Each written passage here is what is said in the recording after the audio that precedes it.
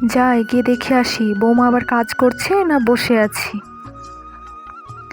সে কি বৌমা, তুমি সেই তখন থেকে এখন পর্যন্ত উঠান ঝাড় দিয়ে যাচ্ছ? সে কি মা, আপনি উঠান ঝাড় দিতেন? আপনি আগে বলেননি, তাহলে তো আমি দিতাম না। এবার শিখা রান্নাটা শুরু করে।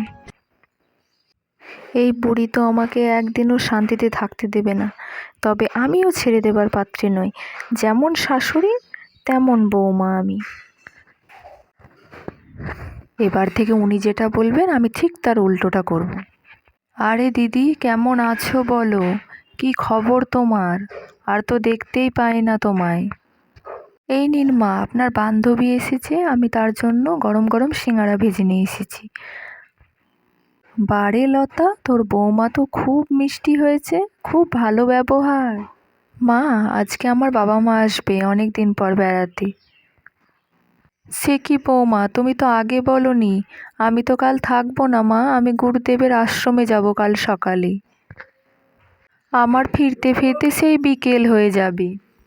সে কি মা, আপনি কোনো চিন্তা করবেন না, আমার বাবা মাকে আমি সেই বিকেলবেলাতেই আসতে বলেছি আপনি ফেরার পর। তা তোমার বাবা মা এসে কি দিয়ে গেল বৌমা, দেখি একটু। আমাদের জন্য নিন মা, এই নিন মা, আপনার জন্য শাড়ি দিয়ে গেছে মা। ছি ছি, এই গামছার মতো শাড়ি, এই গামছার মতো শাড়ি আমি পরি না। এই দিয়েছে তোমার বাবা মা? তা মা, আপনার মেয়ে শ্বশুরবাড়ি থেকে কি ধরনের শাড়ি আসে? গামছার মতো নাকি নাকি ছেঁড়া কাঁথার মতো মা?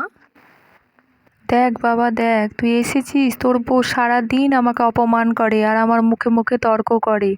দেখ বাবা, আর তোমার মা বলেছে যে আমার বাপের বাড়ি থেকে দেয়া শাড়ি নাকি গামছার মতো, উনি নাকি সেটা পরবেন না। তাহলে এবার তুমি বলো আমি কি বলবো ওনাকে? একটু বাড়িতে এসেও শান্তি নেই তোমাদের জন্য, তোমাদের দিন রাত শাশুড়ি বৌমার যুদ্ধ লেগেই ধুর, এই বাড়িতে আমি থাকবোই না।